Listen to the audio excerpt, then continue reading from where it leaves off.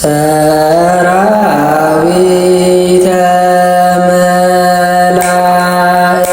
መላእክቲሁ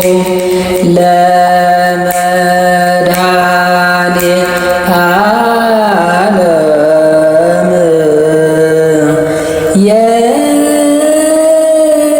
በስመ አብ ወወልድ ወመንፈስ ቅዱስ አሐዱ አምላክ አሜን። የተወደዳችሁ የልዑል እግዚአብሔር ቤተሰቦች የእመቤታችን የቅድስት ድንግል ማርያም የአስራተ የበኩራት ልጆች በወደደን ባፈቀረን በልዑል እግዚአብሔር ፍጹም ሰላምታ እንደምን ዋላችሁ? ዛሬ ደግሞ የአባቶቻችን ታሪክ የመጋቢት 8 ይዘንላችሁ መጥተናል። በውስጡ የአባቶቻችን ታሪክና የቅዳሴ የመስዋዕት ክፍልና የሰራዊት ክፍል ይኖረዋል። ነገ የሚቀደሰው ቅዳሴ ዘሐዋርያት ወይም ደግሞ የሐዋርያትን ቅዳሴ ነው የሚቀደሰው። ምክንያቱም በዚህ በስንክሳር በአባቶቻችን ታሪክ ውስጥ የሐዋርያው ቅዱስ ማትያስ ስለሚታሰብ ነገር ወይም ደግሞ በአስቆሮቱ ይሁዳ በይሁዳ ፈንታ ቅዱሱ ሐዋርያው ማትያስ በሱ ስለተተካ እሱ ያረፈበት ወይም ደግሞ ማታሰቢያ የሚታሰብበት ነገር ስለሆነ በዛ ምክንያት ቅዳሴ ሐዋርያት ነው የሚቀደሰው። የሐዋርያት ቅዳሴ የሰራዊት ክፍል ይኖረዋል ማለት ነው። እሱንም አዳምጡ ልላችሁ ፈልጌ ነው። መጀመሪያ ላይ ካርጋችሁ ጀምሩ። ከወደዳችሁት ደግሞ ሰብስክራይብ በማድረግ ቤተሰብ መሆን ትችላላችሁ። ወደ ዕለቱ ስንክሳር እንሄዳለን ወይም ደግሞ ወደ ዕለቱ የአባቶቻችን ታሪክ እንሄዳለን ማለት ነው። አንድ አምላክ በሆነ በአብ በወልድ በመንፈስ ቅዱስ ስም መጋቢት 8 በዚህች ዕለት የአንዴናው መኮንን ቅዱስ አርያኖስ በሰማዕትነት አረፈ። ይህም እንዲህ ነው። የከበሩ ፊሊሞናና አብላኒዮስ በእርሱ እጅ በሰማዕትነት ከሞቱ በኋላ እርሱም በስቃይ ውስጥ ሳለ ከአማንያን አንዱ ከቅዱሳን ከደማቸው ወስደህ ዓይንህን ብትቀባ በዳንክ ነበር አለው። ያን ጊዜም ከደማቸው ወስዶ ዓይኑን ቀባ፣ ወዲያውኑ እንድኖ ፈጥኖ አየ። ከዚህም በኋላ በቅዱሳን ላይ ባደረገ ክፉ ስራ ሁሉ በድንቁርናው ምሕረት የሌለው ስቃይ ስላሰቃያቸው ታላቅ ጸጸትን ተጸጽቶ አዘነ። ተነስቶም ጣዖታቱን ሰበረ። በክብር ባለቤት በጌታችን በኢየሱስ ክርስቶስ አምኖ ምዕመናን ማሰቃየቱን ተወ። ዲዮቅልጥያኖስም ወሬውን በሰማ ጊዜ ጭፍሮቹን ልኮ ወደ እርሱ አስመጣው። በምን ምክንያት አማልክትን ማምለክ እንደተወ ጠየቀው። እርሱም በቅዱሳን ሰማዕታት እጅ እግዚአብሔር የሚሰራቸውን አስደናቂዎች ታምራትን ሊነግረው ጀመረ። ሕዋሳታቸውን እንዴት እንደሚቆራርጣቸው በአይነቱ በሆነ ስቃይም ሲያሰቃያቸው ያለምንም ጉዳት ጤነኛ ሆነው ተመልሰው እንደሚነሱ። ዲዮቅልጥያኖስም የታምራትን ነገር ስለነገረው ተቆጣ። ጽኑ የሆነ ስቃይም እንዲያሰቃዩ ታዘዘ። ሁለተኛም ከጉድጓድ እንዲጨምሩት እስኪሞትም የጉድጓዱን አፍ እንዲዘጉ አዘዘ። እንዲሁም አደረጉ።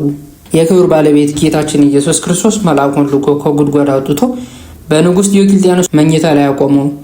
ንጉሱም በነቃ ጊዜ አይቶ ደነገጠ፣ ፈራ። ማነህ አንተ አለው። እርሱም እኔ የአዴናው ገዢ አርያኖስ ነኝ ብሎ መለሰለት። ንጉሱም ደንግጦ እየተንቀጠቀጠ በማቅ ጠቅልሎ ከባህር እንዲያሰጥሙ ታዘዘ።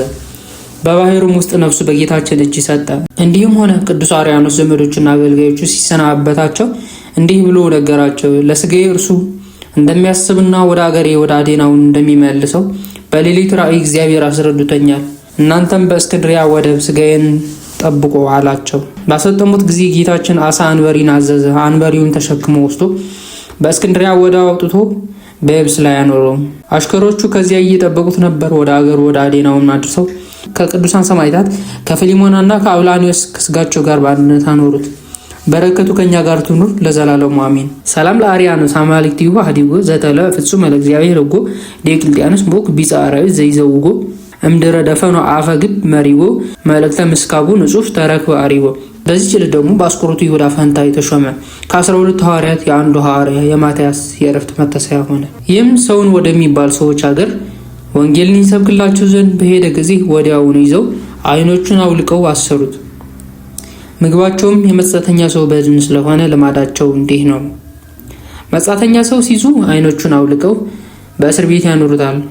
ያዙበት ቀን ይጽፋሉ። 30 ቀን እስኪፈጸም ሳር ያበሉታል። ከዚያ በኋላ አውጥተው ዋርደው ይበሉታል። ሐዋርያ ማትያስም ታስሮ ሳለ 30 ቀን ሳይፈጸም በጌታችን ትእዛዝ ሐዋርያው እንድርያስ ወደ እርሱ ደረሰ።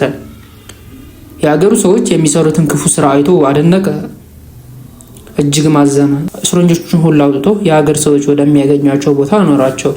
እነርሱ ግን 2 ሐዋርያት እንድርያስና ማትያስ ተገለጡላቸው። የአገሩ ሰዎች የሚያዟቸው በአንገታቸው ገመድ አስገብተው እስከ 3 ቀን በአገሩ ጥጋጥግ ጎተቷቸው። ሐዋርያት ስለዚህች ሀገር ሰዎች ስለ ድህነታቸው ወደ እግዚአብሔር ጸለዩ። ያን ጊዜም ከወህኒ ቤት ምሰሶ ስር ውሃን አፈለቁ። ውሃውን ከፍ ከፍ ብሎ በሀገር ውስጥ እስከሚያጥለቀልቅ ወደ ሰዎች አንገት እስከደረሰ እየበዛ ሄደ። በተጨነቁና የሕይወታቸው ተስፋ በቆረጡ ጊዜ ወደ ሐዋርያት መጡ። በፊታቸውን ኃጢአታቸው እየተናዘዙ አለቀሱ። ሐዋርያትም በክብር ባለቤት በጌታችን በኢየሱስ ክርስቶስ እመኑ እናንተም ትድናላችሁ አሏቸው። እሊያም ሁሉም በክብር ባለቤት በጌታችን ኢየሱስ ክርስቶስ አመኑ። ሐዋርያት ማስተማሯቸው፣ ገሰጿቸው። የአንድነት የሶስትነት የመድኃኒታችን ሰው የመሆን ምስጢር ገለጡላቸው። ደግሞም ይህን የአራዊት ጠባይ ጌታችን ከእነርሱ ያርቅ ዘንድ ጸለዩላቸው። ከዚህ በኋላ በአብ በወልድ በመንፈስ ቅዱስ ስም አጠመቋቸው። ያ የአውሬ ጠባይ ከእርሳቸው ርቆ ሰው የሚመገቡ የዋሆች ቅኖች ሆኑ። ኤጲስቆጶሳት፣ ቀሳውስት፣ ዲያቆናት ሾሙላቸው። በቀናች ሃይማኖት እያጽናኗቸው እያስተማሯቸው 30 ቀኖች ያህል ከእሳቸው ጋር ኖሩ።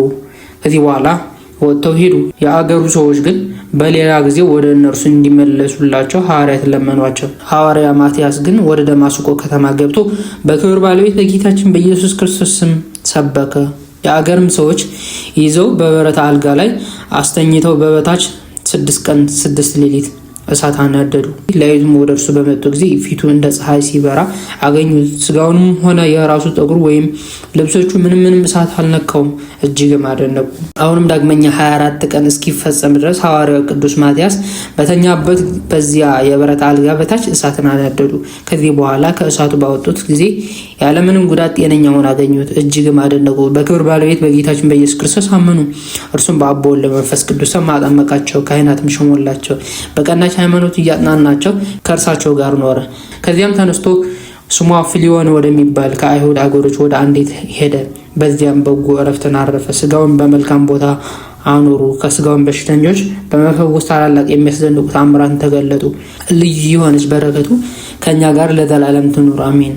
ሰላም ለማትያስ ዘተሃሬ ወተፈቅረ ህየንተ ይሁዳ ይትየለቅ ምስለ ሐዋርያት ህውረ ከዊኖ ማትያስ በላይ ለእኩያን ሄረ ስጋ ወልደ አምላክ ሴሰዮሙ ወደሞክ ህውረ ተውላጠ ሴሰዩ ወለቱ ከመላይም ሳይር። በዚህች ቀን ደግሞ በእስክንድርያ ለተሾሙ አባቶቻችን ሊቃነ ጳጳሳት 11ኛው የሆነ የእስክንድርያ ሊቀ ጳጳሳት ቅዱስ አባ ዮልዮስ አረፈ። ይህ አባት አስቀድሞ በእስክንድርያ ቄስ ሆኖ ነበር። እርሱም ባለበት ዘመን በግብፅ አገር እንደርሱ ያለ የሌላ አዋቂ ብልህ የሆነ ምሁር ነበር። የክብር ባለቤት በሆነ በእግዚአብሔር ፍቃድ በእስክንድርያ ሊቀ ጵጵስና ተሾመ። ብዙዎች ድርሳናትም ተግሳጻትም ደረሰ።